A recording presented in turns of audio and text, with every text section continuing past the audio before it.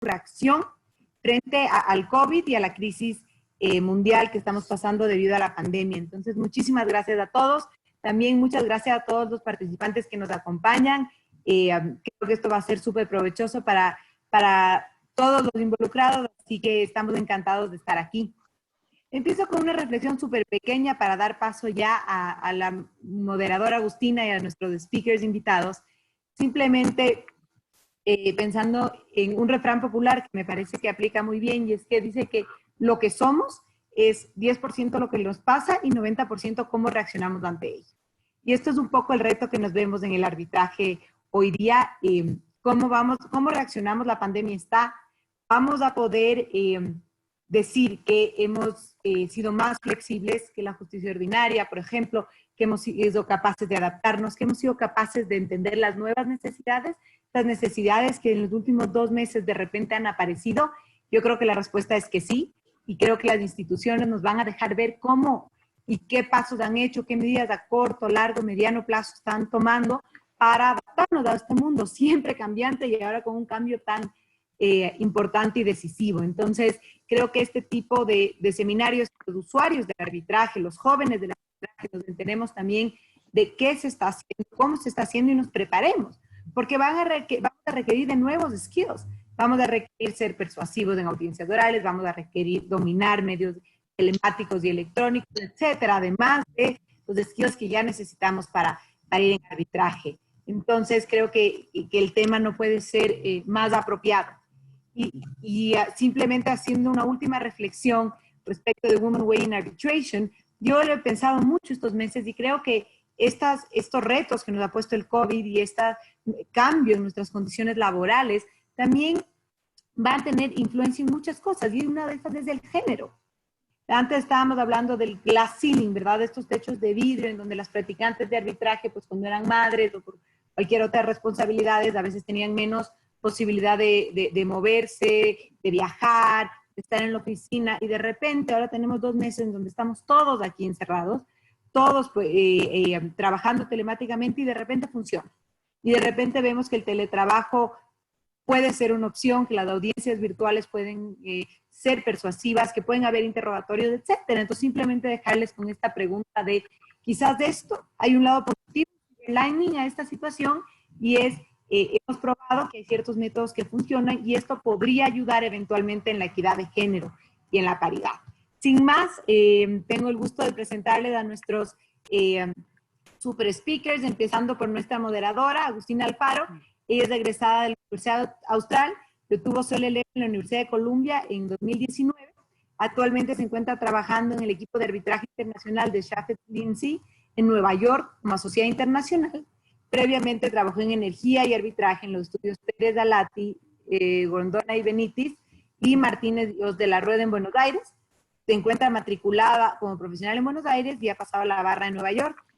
Sara Marsal es nuestro primer speaker. Ella se incorporó en CIADI como consejera judicial en 2015 y con anterioridad ejerció como abogada en los estudios jurídicos Clifford Chance, Arnold Porter y Uría Menéndez en España. Tenemos también a Juan Pablo Argentato, que es quien desde junio de 2017 es consejero del equipo de latinoamericano de la Corte Internacional CCI en París, y a Julián Salazar, que es egresado en la Universidad de Buenos Aires, obtuvo su LLM International Dispute Settlement en Ginebra en 2017, y desde entonces trabaja como consejero legal en la Corte Permanente de Arbitraje. Además, desde la apertura de la oficina de la CPA en Buenos Aires en 2019, es el representante de CPA para la República Argentina y parte de la delegación de CPA que participa en los grupos de trabajo número 2 y 3 de UNCITRAL. Como ven, estamos con un equipo titular, así que sin más les dejo. Muchísimas gracias. Muchísimas gracias, Alegría, por esta introducción. Buenas tardes a todos, buenas noches para aquellos que se suman desde Europa. Es un placer para mí estar acá. Y bueno, sin mucho más interludio, les propongo dar por comenzado este panel, que sin dudas tiene mucha actualidad e importancia práctica para los abogados, ¿no?, que hacemos arbitraje. Bueno, mi primera pregunta es, en términos generales, ¿qué medidas se han adoptado en cada una de sus instituciones para hacer frente al COVID? Así en términos generales, y luego, bueno, vamos a a discutir en particular cada una de ellas. No sé si quiere empezar Juan Pablo. Bueno, con gusto. Primero de todo, muchas gracias a los organizadores por la invitación. Para mí es un gusto estar aquí compartiendo este panel con tantos amigos y también con todos ustedes que nos están acompañando, desde Argentina y desde otros países, por supuesto. Para contestar brevemente, la CCI ha tomado diferentes medidas internas y externas. Medidas internas, todas las oficinas de la CCI siguen brindando servicios, siguen trabajando, si bien la mayor parte de los miembros de la Secretaría trabajan a distancia, como está pasando en la mayor parte de o muchas empresas y muchos estudios de abogados. Las sesiones de la Corte se pasaron a hacer totalmente de forma virtual. Antes la mayor parte de los miembros de la Corte venían a París, o generalmente en las reuniones semanales de la Corte, de los 3 miembros, uno se conectaba por videoconferencia, pero los otros 2 estaban en París. Y a partir de ahora ya los 3 miembros de la Corte para las sesiones semanales se conectan virtualmente, y lo mismo ocurrió para las sesiones plenarias de marzo y abril, que han sido totalmente virtuales, con alrededor de 50 miembros de la Corte que han participado. El trabajo de la Corte y de la Secretaría no ha disminuido en estas últimas semanas, sino más bien está siendo un poco más intenso, y esta intensidad tal vez se explica también por la complejidad que le agrega trabajar a distancia. Por ejemplo, en las últimas semanas hemos recibido 3 procedimientos de árbitro de emergencia seguidos, algo que no suele suceder muy a menudo, donde se han hecho alegaciones por el tema de la pandemia, pero sin embargo se ha continuado trabajando, y 2 de esos 3 procedimientos se ha dictado la orden en los 15 días, el árbitro de emergencia ha dictado la orden. En la sesión plenaria de abril, la Corte ha decidido sobre 9 pedidos de recusación, 2 de mi equipo, y este es un número que tal vez es una casualidad, pero generalmente en las sesiones plenarias la Corte decide alrededor de 3 o 4 pedidos de recusación, y estuvimos viendo un incremento significativo ahora. Como medidas externas, se invita a las partes, a los árbitros, a mandar sus comunicaciones únicamente por email. Hay una comunicación sobre esto emitida por la CCI del 17 de marzo. Además, se ha emitido una guía con posibles medidas para mitigar los efectos de la pandemia, publicada el 9 de abril. Sobre esto volveremos a lo largo del webinar. Y, por ejemplo, por supuesto, la Secretaría se mantiene a disposición de las partes y de los árbitros para discutir las mejores alternativas para conducir los procedimientos de forma eficiente. Muchas gracias. Y Julián, desde la CPA. Bueno, antes que nada, agradecer la invitación. La verdad es que me causa gran placer ver muchos amigos conectados y sobre todo compartir el panel.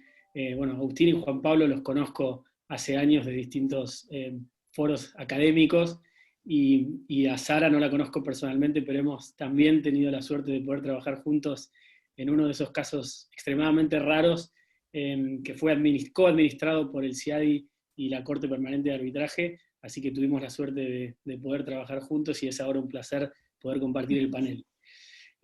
Respecto de las medidas principales que hemos tomado desde la CPA, creo que podemos clasificarlas en 3. Por un lado está el trabajo remoto, por el otro lado son los filings electrónicos, y por último las audiencias. Obviamente que hay otras cuestiones, pero a grandes rasgos son estas 3. Respecto del trabajo remoto, la situación cambia, depende de la oficina. Nosotros tenemos 4 oficinas, la de La Haya, Singapur, Mauricio y la recientemente abierta en Buenos Aires el año pasado. Y la realidad es que debido al movimiento constante que tienen los empleados de la CPA, el trabajo en gran medida ya se hacía remoto previo a la pandemia. Entonces, la transición para nosotros no ha sido tan grande porque ya estábamos acostumbrados. Como modo de ejemplo, el 60% de nuestras audiencias hoy por hoy se realizan fuera de La Haya, principalmente en Washington, en París, en Londres, en Singapur, etc. Entonces, nuestro personal ya estaba acostumbrado a trabajar en gran medida remoto. Segundo, respecto a las presentaciones. Por suerte, la CPA acepta presentaciones electrónicas para todos los hitos procesales relevantes desde hace muchos años. Y si bien en muchos de nuestros casos son o las partes o el tribunal mismo que prefieren que algunas presentaciones todavía se hagan por papel, la realidad es que en todo lo que dependa de la CPA, el filing electrónico ya existe hace mucho tiempo, y ejemplo de eso es que el inicio de los casos en la CPA solamente se hacen por email, y lo mismo respecto de los pedidos para que actuemos como autoridad nominadora. Obviamente que la pandemia ha hecho que en muchos casos no quede otra más que volcarse al filing electrónico, y esto es algo que hemos visto en nuestros casos, donde a pesar de que había una obligación en la orden procesal para hacer un filing en papel, simplemente todos se dan por satisfechos con el filing electrónico. Y por último, las audiencias, y la realidad es que no me voy a explayar mucho sobre esto porque me parece que es uno de los puntos más interesantes de nuestra discusión, pero obviamente que nos hemos visto afectados por las audiencias, y acá solamente doy un ejemplo que también demuestra que estamos con mucho trabajo en estos tiempos. La semana pasada nos entró un caso nuevo que venía junto con un pedido de medidas cautelares, y bueno, al tribunal le pareció apropiado hacer una audiencia de urgencia sobre medidas cautelares que llevamos a cabo por Zoom. Fue una audiencia que duró 4 horas con personas conectadas desde 11 ciudades, y la realidad es que funcionó muy bien. Pero bueno, acá a disposición para contar más anécdotas de esto cuando llegue el momento de que discutamos las audiencias. Genial, muchas gracias, Julián. Y bueno, ahora Sara, para que nos cuente también la perspectiva, ¿no?, desde el CIADI. Bueno, primero de todo, muchísimas gracias a los organizadores por invitarme. Es un placer estar aquí y poder compartir las experiencias del CIADI durante esta crisis. Nosotros ya llevamos también desde alrededor, creo que fue el 13 de mayo, la totalidad del CIADI trabajando desde sus casas. Y bueno, pues a que, como todos seguramente sabéis, tiene sus desafíos, especialmente para los que tenemos niños pequeños. La verdad es que estamos pudiendo trabajar bastante bien y nos estamos poco a poco acostumbrando a esta nueva normalidad, entre comillas. Pero pasando ya a la pregunta entonces de cuál ha sido la reacción del CIADI o las medidas del CIADI frente a la crisis. Pues como han comentado Julián y Pablo, quizás el primer problema con los que hemos tenido que lidiar es la dificultad de recibir y transmitir copias en papel de las presentaciones, dadas las dificultades de los servicios de mensajería, y teniendo en cuenta el compromiso del CIADI y del Banco Mundial con la protección del medio ambiente. Ya el CIADI hacía tiempo que la misma línea de la PCA estaba tratando de apostar por las presentaciones exclusivamente en formato electrónico. De hecho, era una de nuestras propuestas en nuestro proyecto de enmiendas, de pasar exclusivamente a la presentación electrónica. Y entonces esta crisis ha sido una oportunidad para saltar al formato electrónico como formato exclusivo. Y estamos, por lo tanto, el CIADI, hay veces que los miembros del tribunal todavía insisten en las copias físicas, pero el CIADI como institución ya no requiere ninguna copia en papel, tanto al inicio del procedimiento como durante la fase oral del procedimiento, y estamos animando y alentando mucho a que los miembros del tribunal hagan lo mismo. Así que, en realidad, en lo que se refiere a la fase escrita del procedimiento, las cosas, con esta salvedad, siguen más o menos su curso igual. El gran desafío, como sabéis, ha sido con la fase oral y en reconvertir todas las audiencias que teníamos ya programadas en formato presencial a un formato virtual. Nuestra experiencia, y hablaremos más de esto más adelante con más detalle, pero nuestra experiencia ha sido que si se cuenta con la tecnología adecuada y con la voluntad de las partes del tribunal, la experiencia virtual puede ser muy parecida a la experiencia de la audiencia presencial. Incluso a veces puede presentar ciertas ventajas, como por ejemplo pues, la reducción de los costos. Pero bueno, hablaremos sobre ello más adelante, si queréis. Y Sara, siguiendo un poco con lo que comentabas al final, y también, Julián, Juan Pablo lo habían mencionado, ¿son diferentes entonces el enfoque y las medidas que adoptaron las instituciones respecto de los procesos en curso de aquellos por iniciarse? ¿O de repente las medidas que se aplican son iguales? No sé si Sara, ¿querés continuando un poco con esta idea? Sí. Pues sí. En general no, el enfoque es el mismo. O sea, como ya he dicho, la eliminación de las copias en papel se ha dado tanto en los procedimientos que van a iniciarse o que se acaban de iniciar, como en los procedimientos que están en curso. Y la posibilidad de ir a una audiencia en formato virtual ya existía antes, y está, por lo tanto, disponible para ambos tipos de procedimientos.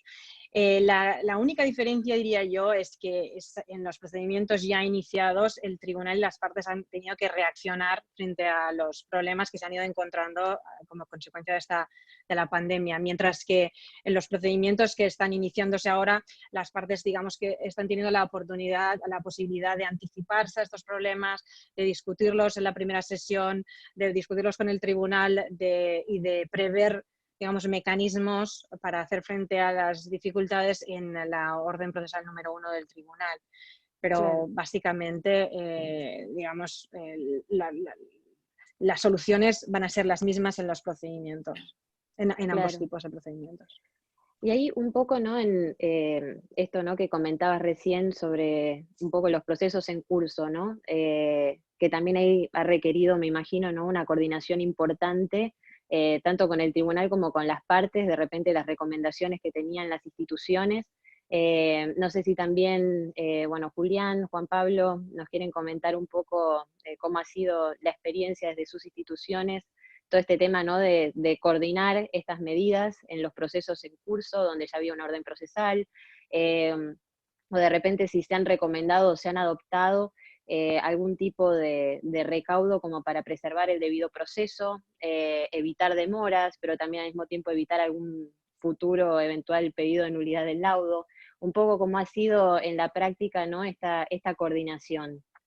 Cualquiera de los dos, el que quiera comenzar. Juan Pablo, por favor. Te cedo la palabra, Julián. Yo fui primero. Como quieras, como quieras. Y adelante. ¿Sí? Bueno. Yo lo que tenía aquí para compartirles sobre los procesos en curso es un poco la experiencia que hemos tenido en estas últimas semanas. Como era de esperarse, se han suspendido muchas audiencias que estaban programadas de forma presencial y las partes en los procedimientos han planteado diversos procesos o pedidos de prórroga. Los enfoques que los tribunales arbitrales han tomado han sido diversos, pero digamos, esto también hay que entenderlo por la diversidad de las circunstancias dentro de cada uno de esos procedimientos.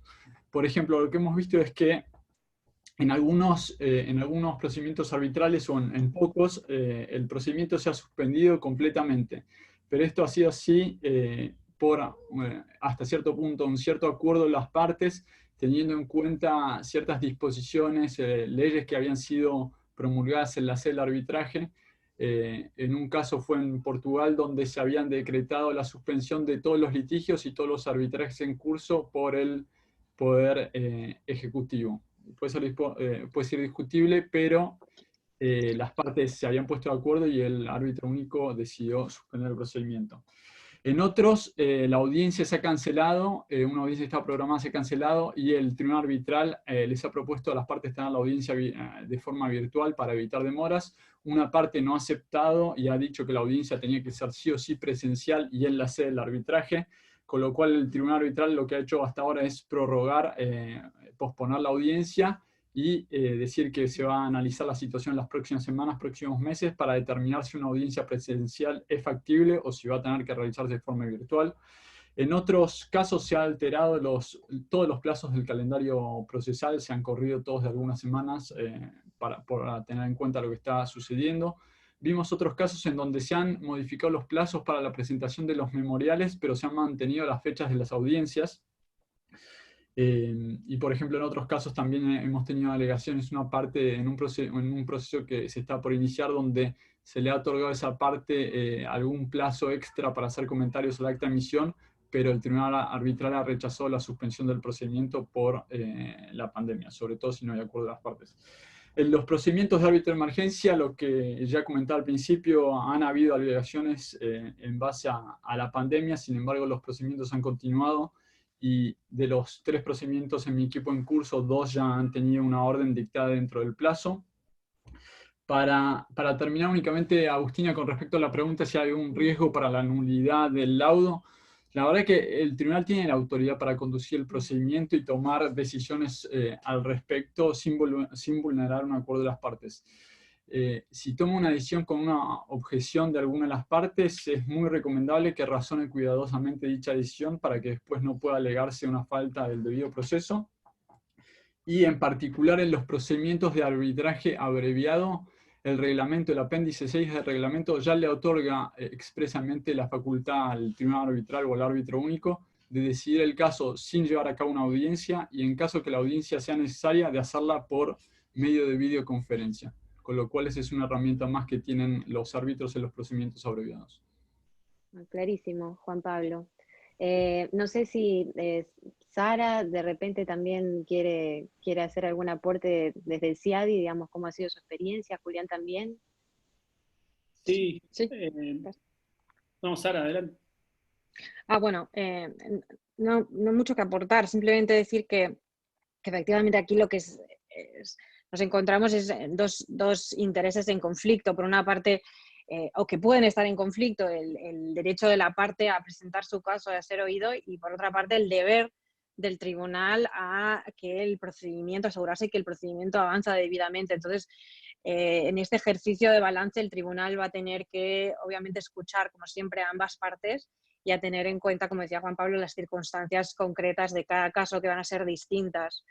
Pero básicamente eso. Yo no he visto una explosión de pedidos de prórrogas, pero sí, obviamente, en algunos casos se está hablando de bien prorrogar la audiencia, bien reconvertirla al formato virtual, o también se han pedido a veces prórrogas en los plazos para hacer presentaciones, pero nada así extraordinario, y creo que lo que yo estoy viendo es que los tribunales están atendiendo estos pedidos de forma cuidadosa, escuchando a ambas partes y teniendo en cuenta las particularidades del caso. Nada más que aportar.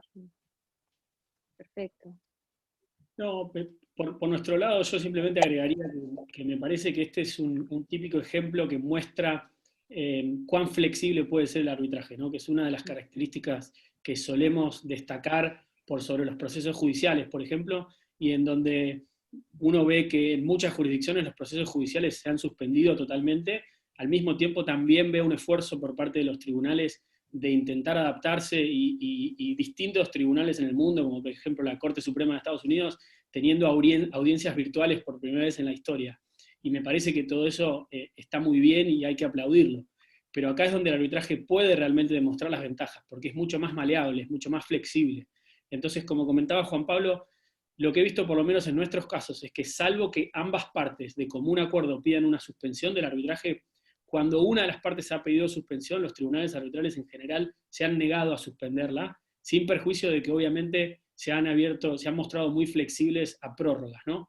Entonces creo que ahí es donde una de las oportunidades que tiene el arbitraje para mostrar su diferencial sobre otro tipo de métodos. Y tengo una anécdota muy particular que por ahí puede ser interesante compartir. Estoy participando en un arbitraje que tiene la sede en Nepal. Es un arbitraje de construcción entre una empresa china y una entidad estatal de Nepal. Y el derecho de arbitral de Nepal dice que el laudo tiene que ser leído oralmente en presencia de las partes. Y da la casualidad que justo el tribunal está a punto de dictar el laudo en tiempos de pandemia. Entonces, lo que hemos hecho, porque nosotros obviamente queremos dar cumplimiento con las normas de la sede, primero hacer una lectura alternativa y decir que, bueno, una audiencia por Zoom se lee oralmente en presencia de las partes. Entonces, por lo tanto, obviamente al momento en que se dictó esa norma, no tenían contemplada esta situación, pero nosotros creemos que por lo menos los propósitos de la norma son cumplidos por este medio.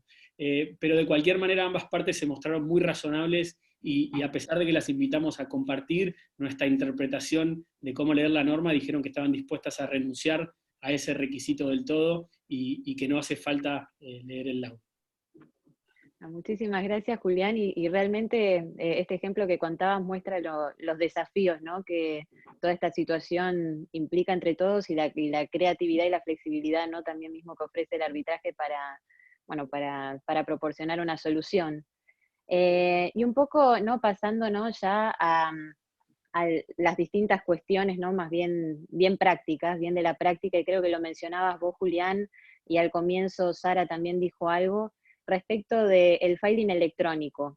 Desde el lado, ¿no?, de los abogados, ¿es de esperar que de repente se adopte como nueva norma supletoria o por default en todos los casos el filing electrónico sin necesidad de enviar la copia física después de toda esta situación? Digamos, ¿cómo se espera que en un futuro, ¿no? Esto repercuta en la práctica? Juli, no sé si querés continuar vos con la idea y después, bueno, pasamos a los demás. Dale. Por mi lado te diría que sí. O sea, me parece que ya veníamos yendo en esa dirección y si hay algo que ha hecho esta pandemia es hacernos saltar distintas etapas y obviamente yo creo que ahora vamos en la dirección de los expedientes completamente electrónicos. Solamente para dar contexto a los participantes, lo que nosotros solíamos ver en nuestros procesos era que había una obligación en la orden procesal número 1, generalmente porque es la preferencia de muchos árbitros que han estado haciendo esto durante mucho tiempo y siempre se hizo de esa manera, de que al menos los escritos principales se envíen. Primero se envía el escrito por email, junto con las declaraciones de los expertos y los testigos, y luego se envía físicamente el escrito impreso con un USB que contiene lo anterior más todos los anexos documentales. Pero lo que vemos nosotros ahora y lo que seguramente pase es que esos envíos físicos se dejen de hacer y que en cambio simplemente se continúe con el filing electrónico y después se utilice una plataforma para subir los anexos. En nuestro caso nosotros tenemos un sistema, una plataforma interna que usamos en la mayoría de nuestros arbitrajes, pero también vemos que en muchos de nuestros casos se usa la plataforma Box y la realidad es que ambas funcionan muy bien y es un método muy eficiente y muy efectivo de que todos estemos al tanto de los documentos del expediente de manera digital. Genial. Y Juan Pablo, desde la CCI, entiendo que también ustedes propusieron un protocolo, digamos, también qué medidas han adoptado respecto de esto. Sí, gracias Agustina. En la CCI, claro, como en la misma línea, ahora, a partir de ahora, todas las nuevas solicitudes de arbitraje tienen que presentarse únicamente en formato electrónico y se solicite el acuerdo de la demandante para notificar de forma electrónica a la demandada. Si no es posible por alguna razón notificar por email, se procede con el envío del courier una vez que las copias son recibidas en la oficina de la CCI, y ahí hay un grupo de empleados que les ha tocado seguir yendo algunos días en las semanas pasadas a la CCI, entre ellos el secretario general de la Corte, para notificar estas copias físicas en los casos en donde no se puede notificar por correo electrónico. Una vez la regla, una vez que el tribunal arbitral está constituido, es que entre las partes y el tribunal arbitral generalmente se siguen enviando los memoriales en formato papel, similar a lo que contaba Julián. La Secretaría siempre está en copia de esos intercambios entre el tribunal arbitral y las partes, pero a la Secretaría únicamente le llega todo por email, con lo cual es previsible que en el futuro a todos los que están participando en el arbitraje les llegue todo por email únicamente y se pare con estos envíos físicos. Sin perjuicio de ello, con el tema de la plataforma, la CCI está trabajando en una plataforma de este tipo para evitar el envío de documentos y en el cual tengan acceso las partes y el tribunal arbitral, y desde donde también se puedan monitorear los aspectos financieros del caso, pero ese es un proyecto que está en curso y probablemente sea lanzado muy pronto. Y obviamente fue acelerado por todo lo que está pasando ahora. Perfecto. Y Sara, desde el CIADI tengo entendido que ustedes también habían hecho un anuncio a inicios de marzo, antes, ¿no?, de que se produjese toda la cuarentena, ¿no?, ocasionada por el COVID. Un poco también saber desde el CIADI cuál ha sido la política adoptada al respecto. O sea, como mencioné antes, nosotros ya queríamos ir en esa dirección y estaba esta propuesta de ir al formato electrónico exclusivamente de las presentaciones ya en nuestro proyecto de enmiendas de las reglas de arbitraje del CIADI.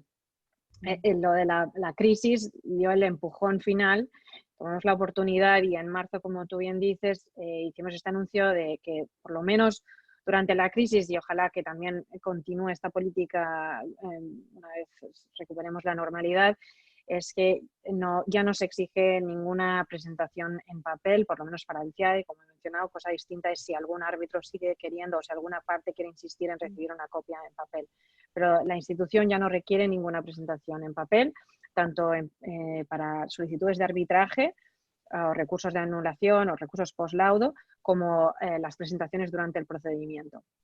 Y nosotros, en cuanto a las plataformas digitales, nosotros ya hace muchos años que venimos utilizando Box, que es una plataforma que ha tenido muy buenos resultados porque permite garantizar el tema de la seguridad de las comunicaciones y cumple con los requisitos de seguridad del Banco Mundial, que son bastante altos.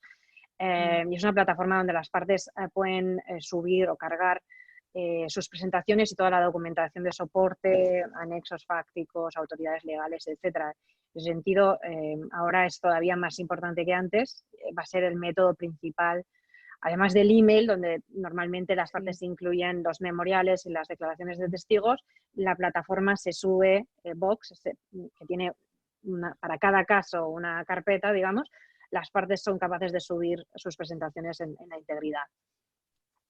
Perfecto, sí, y de hecho facilita mucho. A nosotros nos pasó, de hecho, en un caso con ustedes, Sara, que además de que el tribunal dijo que no era necesario enviar la copia física, tampoco nos requirió enviar siquiera un pendrive, sino que bastaba, como bien los tres decían, subir toda la plataforma virtual, que hace las cosas, ¿no?, también bastante más sencillas y menos costosas para los clientes. Sí.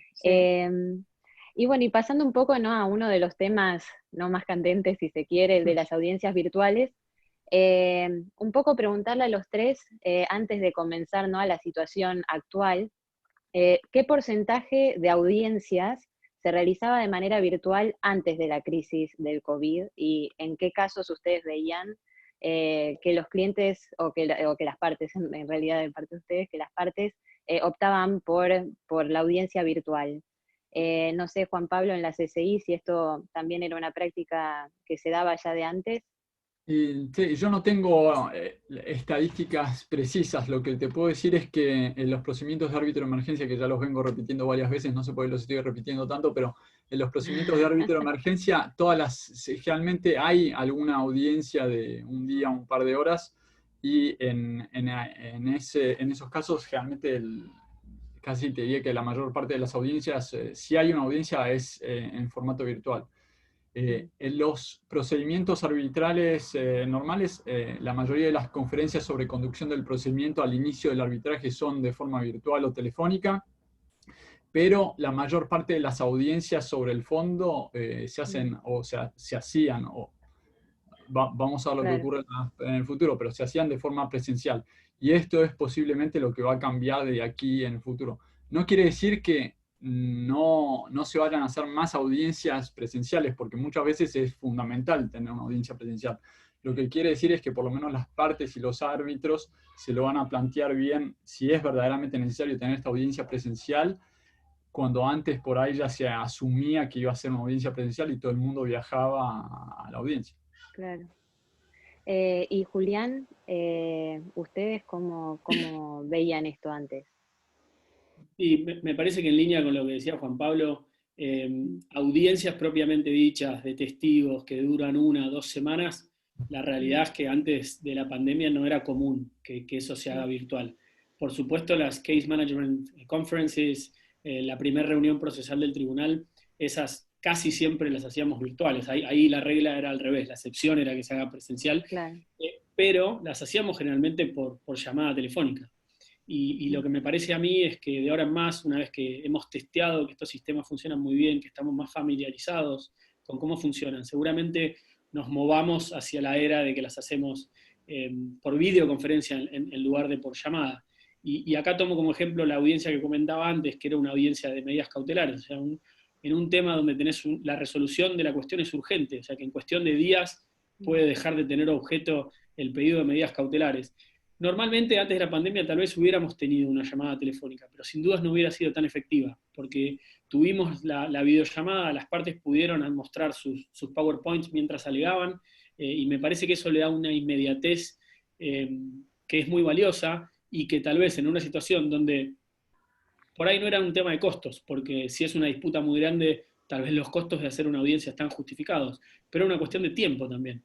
Porque no es fácil, cuando tenés árbitros de primera línea, abogados de primera línea, encontrar un día que les cuadre a todos para poder volar todos a la misma ciudad, y en cambio es muchísimo más fácil ponerse de acuerdo en reservar 4 horas en un determinado día y poder tener una audiencia virtual. Obviamente que la audiencia virtual en casi nunca o en determinadas circunstancias no va a reemplazar lo que hubiera sido una audiencia presencial. Pero si tenés una situación como esa, en donde por ejemplo no tenés testigos y no tenés que hacer una interpretación bilingüe y cosas así que lo hacen que sea un poquito más difícil, en ese sentido parece que sí tiene más sentido ir hacia lo virtual. Perfecto. Y Sara, desde el CIADI, ¿cuál era la experiencia anterior a la pandemia? Pues sí, en efecto, creo que ya antes de la crisis, una proporción muy importante de las sesiones y las audiencias en procedimientos administrados por el CIADI, no solo arbitrajes bajo el convenio, sino también arbitrajes bajo las reglas UNCITRAL o el mecanismo complementario, se celebraban, si no totalmente virtual, una parte totalmente virtual y otra parte en la que, digamos, había un componente virtual muy importante. Por ejemplo, para empezar, como han comentado mis colegas, tanto las primeras sesiones del tribunal como las sesiones de organización de audiencias, la regla práctica mayoría, sino la totalidad de las sesiones se celebraba de forma virtual, por teléfono o conferencia telefónica o cada vez más por videoconferencia. Yo creo que esa tendencia va a seguir, como decía Julián. Ahí eso está claro. Pero también audiencias de fondo, de jurisdicción más complejas, ya en el pasado tenían un componente importante virtual. En numerosas audiencias, casi la mayoría de las audiencias en las que yo he participado, bien había un testigo, un experto que no podía participar de forma presencial, o un árbitro se tenía que conectar remotamente, o uno de los representantes de las partes. También en ocasiones hemos tenido audiencias en las que las partes han habido como grupos, digamos.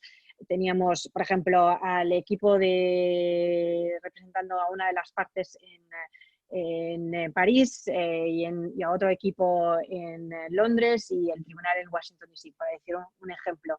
En esas ocasiones a veces hemos aprovechado las oficinas del Banco Mundial en los distintos países que obviamente tienen equipos para realizar videoconferencias que facilitaba mucho la cosa. Facilitaba mucho la cosa primero porque habían muchas menos conexiones que lo que estamos viendo ahora y por lo tanto reduces el riesgo de que caiga alguna conexión, y también porque simplifica el tema de las franjas horarias significativamente, ¿no? Si están todos agrupados en 2 o 3 países.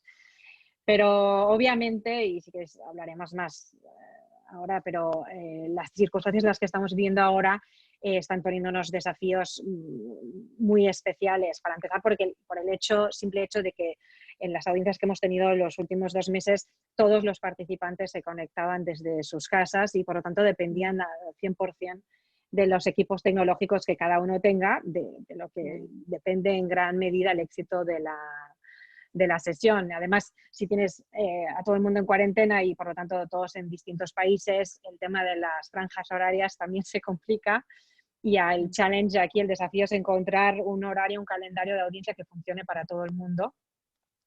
Y bueno, en las audiencias más complejas, como sabemos, pues se complica la cosa porque siempre vas a necesitar un escenógrafo, en la mayoría de nuestras audiencias también interpretación simultánea. Vas a tener mucha más gente, muchas más conexiones, van a haber presentaciones PowerPoint, se van a presentar documentos, las partes van a querer tener sus breakout rooms, o sea, la cosa se complica. Nuestra experiencia, ya pasando a lo que ha sido en los últimos meses, es que hemos podido ir atendiendo cada uno de estos desafíos, pero bueno, sí que hablamos más. No, sí, y siguiendo justamente con esto que mencionabas, ¿no? En cuanto a los desafíos concretos que involucra una audiencia de manera virtual, bueno, preguntarles también a los tres, de repente, si la institución proporciona una plataforma para llevar adelante esa audiencia, o si de repente, no sé, se utiliza un software como Zoom, que hablábamos recién, cómo se implementa en la práctica, por ejemplo, no sé, la utilización de un breakout room, o si tenemos a un equipo de IT permanentemente a disposición del tribunal y de las partes, si se capacita a las partes y al tribunal a usar ese software, no sé, si tiene algún costo adicional, de repente, digamos, estas cuestiones más bien de índole práctica y concreta, me gustaría saber de parte de las 3 instituciones cómo se lo ha abarcado en estos tiempos, ¿no? No sé, Juan Pablo, desde el lado de la CCI, esto cómo se ha manejado y bueno, las Gracias, características. Agustina. Desde el lado de la CCI no hay un software específico que use la institución y se la proporcione a los tribunales arbitrales y a las partes, sino que son los tribunales y las partes los que lo tienen que acordar. Lo que ha hecho la CCI es emitir la guía publicada el 9 de abril, que mencionaba al principio, que tiene una sección específica y un protocolo como anexo para la organización de audiencias virtuales. Esta guía está disponible online, con lo cual no voy a repasarla toda, pero algunas cuestiones que vi que me llamaron la atención y algunas de las sugerencias que hacen son las siguientes. Tener un plan de contingencia en caso de que los sistemas fallen. Todo puede estar bien organizado, pero el día verdadero de la audiencia puede haber algún problema, entonces hay que tener algún plan para que las cosas puedan seguir o que la audiencia pueda continuar. También se sugiere que se hagan audiencias de prueba antes de la verdadera audiencia, para que, digamos, para que se testen los equipos y las conexiones de todos los que van a participar. También se destaca la importancia de que los participantes conozcan la tecnología que se está utilizando y sobre todo el tribunal arbitral y el presidente en especial, que es el que conduce la audiencia, que tenga buen manejo de esta tecnología para poder llevar a cabo la audiencia de la forma más eficiente posible. Lo que sí vemos de todo esto, o en los primeros casos que estamos viendo, es que evidentemente se necesita mucha cooperación de las dos partes para que todo proceda bien. En caso de que alguna de las partes sea un poco más reticente a cooperar, ya el tribunal arbitral va a tener que tener bastante autoridad para que todo pueda continuar de la mejor manera. Algunos ejemplos brevemente que les puedo compartir sobre esto es en un caso ya el tribunal arbitral ya ha hecho referencia a esta guía de la CCI que he mencionado y han establecido que se van a mantener las fechas de la audiencia que está programada para junio de 2020, y si las cosas no cambian de aquí al próximo mes, la audiencia se va a hacer de forma virtual. Y hay uno de los primeros casos que tuvimos que fue afectado por el tema de la pandemia y el cierre de las fronteras. Era una audiencia en un caso muy importante, donde en medio de la audiencia empezó a surgir todo este tema y el tribunal arbitral y los abogados de las partes tuvieron que tomarse un vuelo y volver cada uno para sus respectivos países. Y la audiencia, la segunda parte de la audiencia, que era lo que quedaba por completar, fue completada de forma electrónica y aparentemente de forma muy satisfactoria. Con lo cual, sí, las partes y los tribunales arbitrales ya están perdiendo un poco el miedo a conducir estas audiencias de esta forma. Sí, no, y todas estas cuestiones que también ibas marcando, ¿no? Importante a la hora, ¿no? del dictado del orden procesal, ¿no? Previo a la audiencia, de contemplar todas estas cuestiones que mencionabas, me imagino, ¿no? Y bueno, desde el lado ya veo que estamos casi ya al final de nuestro webinar, digamos, pasó bastante rápido, muy interesante la discusión, pero sí me gustaría conocer, bueno, desde la PCA y desde el CIADI, ¿no? El tema de las audiencias virtuales. Julián, no sé si te parece también comentar un poco este tema, ¿no? de los softwares y cómo han organizado esto. Sí, por supuesto. Creo que una de las principales características y ventajas que ha tenido siempre la PCA es la flexibilidad. Nosotros intentamos que todas las soluciones que aplicamos sean las más adecuadas para el caso concreto. Entonces, desde el punto de vista de plataforma, nosotros no tenemos una que insistamos que tiene que ser utilizada en nuestros procedimientos, sino que eso lo dejamos en manos de cada tribunal y de cada parte, y en preparación de eso, la realidad es que hemos hecho un montón de trainings internos para familiarizarnos con las distintas opciones que hay por ahí afuera, y puedo mencionar algunas. O sea, Zoom es una de las más obvias, después está Webex, está BlueJeans, Kudo, Microsoft Teams, GoToMeeting, me parece que hay varias, y la realidad es que todas son muy buenas y también van mejorando día a día. Pero al mismo tiempo, lo que nos pasó luego de haber intentado todas estas, es que en algún punto es como una frazada corta, ¿no? Porque en algunas tenés mejor calidad, pero no tenés breakout rooms, en algunas funciona muy bien el sistema de core reporting, pero no funciona el sistema de interpretación, y en otras viceversa y demás. Entonces, Lo que hemos visto, así como conclusión general, luego de haber probado todas, es que la que mejor características tiene en términos de calidad y de funcionalidad, incluso para tener core reporting e interpretación, es Zoom. Ahora, Perfecto. habiendo dicho esto, también somos conscientes que ha habido algunas preocupaciones respecto a la seguridad de Zoom y entendemos si en algún caso concreto hay partes que no se sientan cómodas o seguras utilizándolas. Habiendo dicho esto, yo ya tuve experiencia en 2 de mis casos donde tanto el tribunal como las partes estuvieron ok, creyeron que los riesgos a correrse con Zoom no eran tan altos y de cualquier manera hay maneras, incluso dentro de Zoom, para tomar medidas de seguridad adicionales. Y creo que una de las funciones que más nos ha resultado atractiva es justamente la función de los breakout rooms, donde mágicamente uno toca 2 botones y el tribunal se va para su lado y los equipos de abogados se van para el suyo y cada uno puede tener su privacidad. Entonces, la verdad que me parece que funciona muy bien. Perfecto, sí, muy importante estos temas, ¿no? de confidencialidad y de seguridad en la información que mencionabas. Y bueno, Sara, desde el lado del CIADI, ¿cómo ha sido esto? Bueno, como decía, quizás una de las claves del éxito de una audiencia virtual es que todo el mundo se pueda conectar bien y fácilmente. Entonces, es una de las razones por las que el CIADI propone o está usando fundamentalmente, aunque utilizamos también otras plataformas y estamos abiertos a otras plataformas, pero la que utilizamos más habitualmente es Webex, que es la plataforma que ya veníamos utilizando con el Banco Mundial y que es muy sencilla, no necesita ningún hardware, ningún software especial, ningún plugin, ninguna app.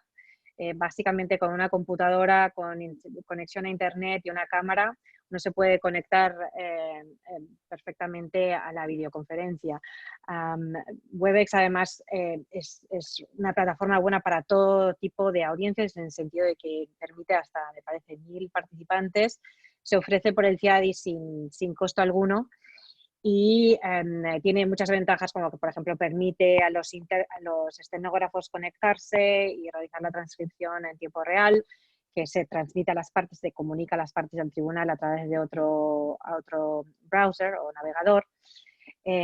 También Webex nos permitía hacer la interpretación simultánea cuando los intérpretes eran capaces de ir a las cabinas de interpretación que teníamos en las oficinas del CIADI. Ahora que no tenemos esa posibilidad, que los intérpretes también están en cuarentena, estamos utilizando otra plataforma que se llama Kudo, que permite a los intérpretes conectarse a través de sus casas y hacer la interpretación simultánea, y que está funcionando también bastante bien. Insisto que también nosotros estamos explorando distintas alternativas y estamos abiertos a distintas alternativas. Pero desde hasta ahora la que nos está funcionando mejor, con la salvedad esta de la interpretación, es Webex. Y bueno, ya para cerrar, es que va a responder a uno de los comentarios, es que Webex también, otra de las ventajas es que permite la encriptación total de las comunicaciones, que eso es de gran importancia para el CIADI, asegurar eso. Y que el CIADI, como tú mencionabas, una de las cosas más importantes también es que las participantes, todo el mundo, tribunal, partes, intérpretes, estenógrafos, estén cómodos con la tecnología. El CIADI, además del secretario o la secretaria del tribunal, ofrece a un equipo de personas que está 100% dedicado a organizar estas audiencias virtuales, a dar la preparación necesaria, hacer todas las pruebas que sean necesarias, incluyendo equipos de IT que están disponibles para ello. Perfecto, muy claro, y muchas gracias a los tres. Y bueno, me voy a permitir hacerles la última pregunta de mi lado, y después voy a hacerles algunas de las preguntas, ¿no?, que nos han enviado desde la audiencia. Para cerrar de mi parte, es si es posible anticipar que una vez que se levanten todas estas medidas, las instituciones, sus instituciones, realicen algún tipo de modificación en sus reglamentos, o de repente propongan alguna cláusula modelo nueva, digamos, que cómo se espera que esto repercuta, ¿no?, en los reglamentos de las instituciones. O bueno, lo que se pueda hacer, ¿no?, desde la institución. Juan Pablo, no sé, desde la CCI. Bueno, gracias, Agustina. Desde la perspectiva de la CCI, casualmente se está estudiando una modificación del reglamento en estos momentos, para unas cuestiones menores, pero de cierta importancia, como por ejemplo aumentar el monto mínimo para los procedimientos abreviados a 4 millones de dólares, incluir disposiciones específicas sobre financiamiento de terceros y arbitraje e inversión, y el poder también darle poder al tribunal arbitral de excluir abogados que ingresan en la mitad del procedimiento y puedan causar algún conflicto de interés. Dicho esto, no se ha estudiado hasta el momento hacer cambios en virtud de lo que está pasando de la situación mundial con la pandemia.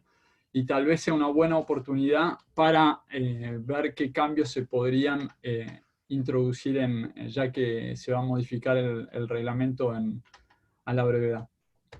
Dicho esto, en general, para contestar a tu punto más general, ¿qué es lo que va a pasar en el futuro? La verdad que todo lo que estamos viviendo es bastante impensado hace algunos pocos meses, con lo cual, como lo que dije al principio, el trabajo a distancia va a aumentar y va a haber también más inversión en los sistemas informáticos en general y también en particular para las audiencias. Y también lo que podemos anticipar es más audiencias virtuales con menos viajes y menos papel, que también es bastante importante para reducir el impacto ambiental que las audiencias presenciales tienen. Muchas gracias. Julián, de repente, tu opinión con en este punto. Y que creo que estamos en una situación similar. Justamente a fines del año pasado se constituyó un comité para proponer un protocolo que puede ser utilizado dentro del marco de las reglas de la PCA del 2012, que incluye algunas cuestiones como procedimiento abreviado, summary dismissal, escrutinio de los laudos, etc.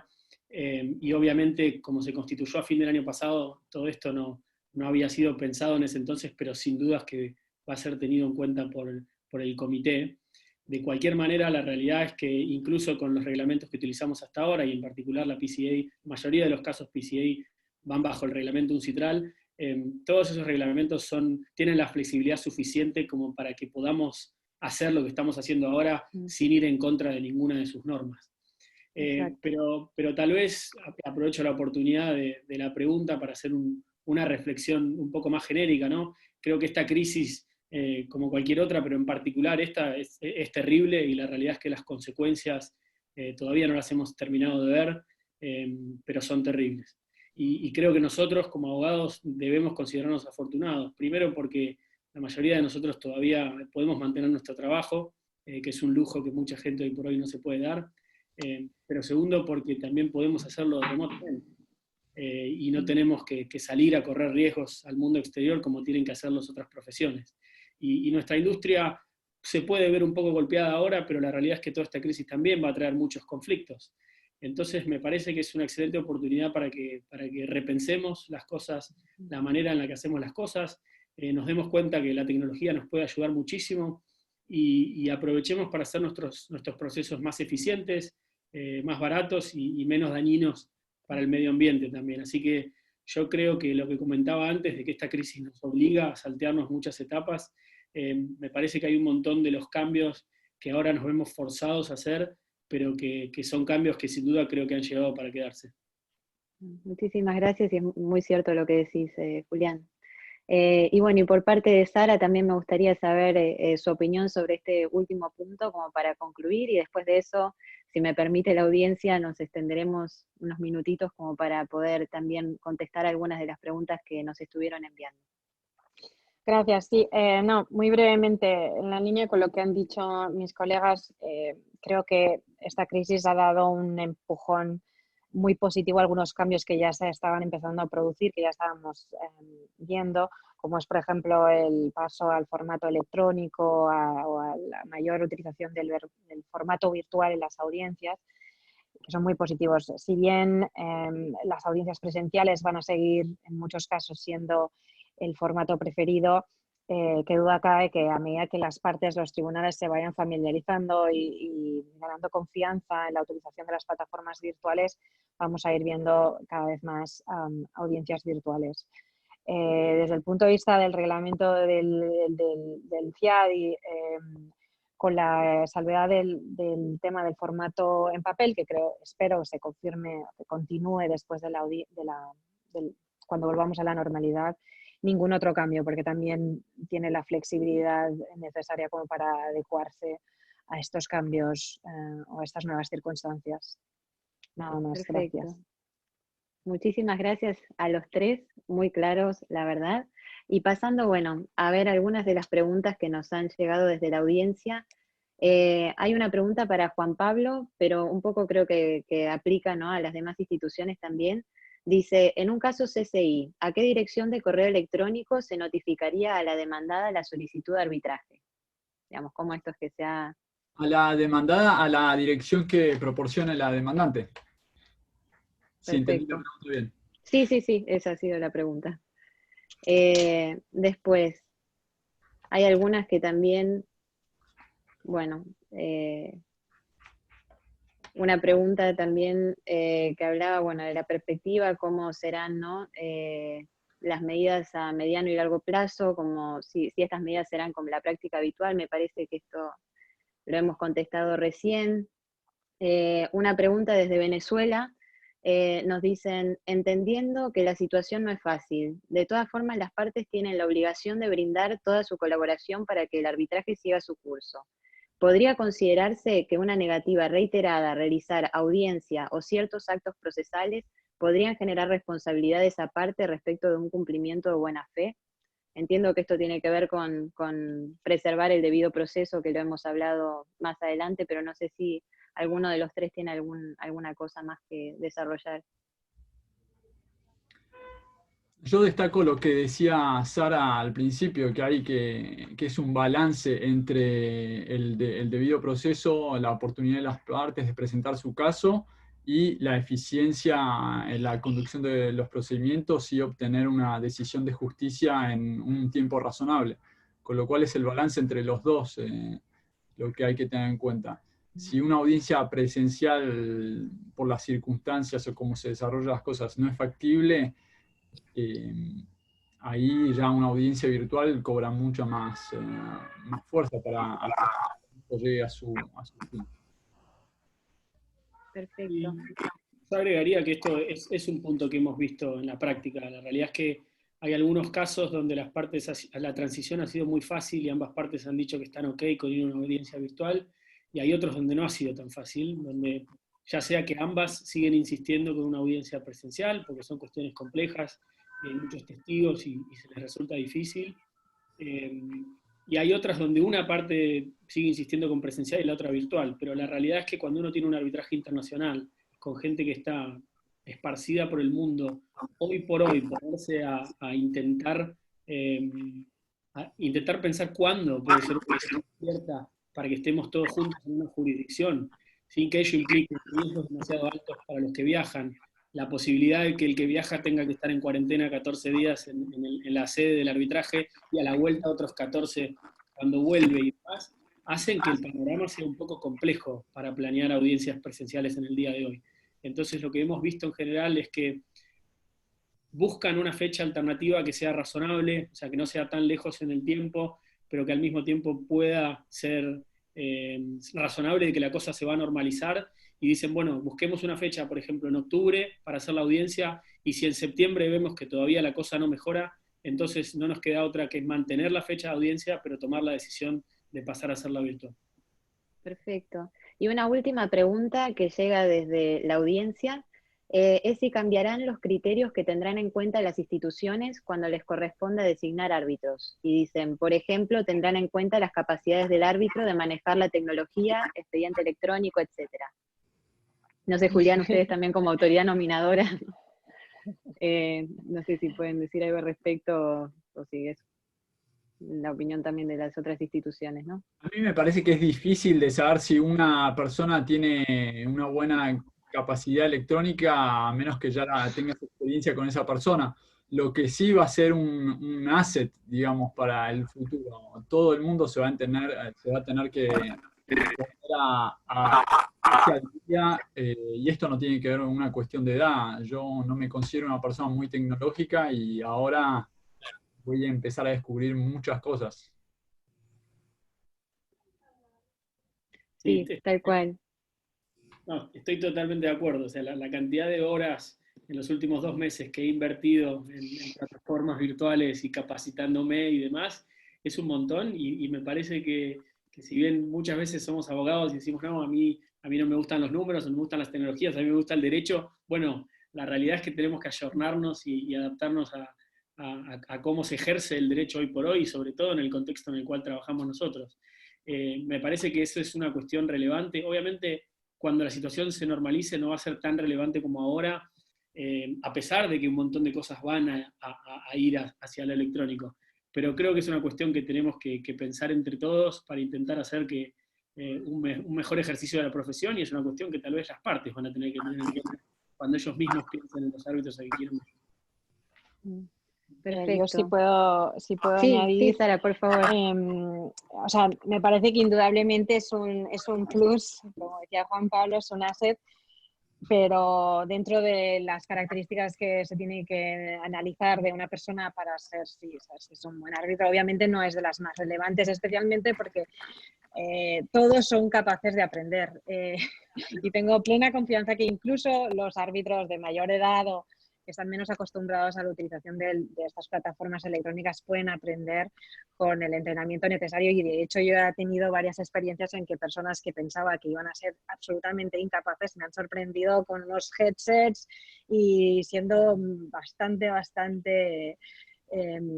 hábiles en estos temas, así que con la preparación suficiente es un tema que se puede superar, sin duda.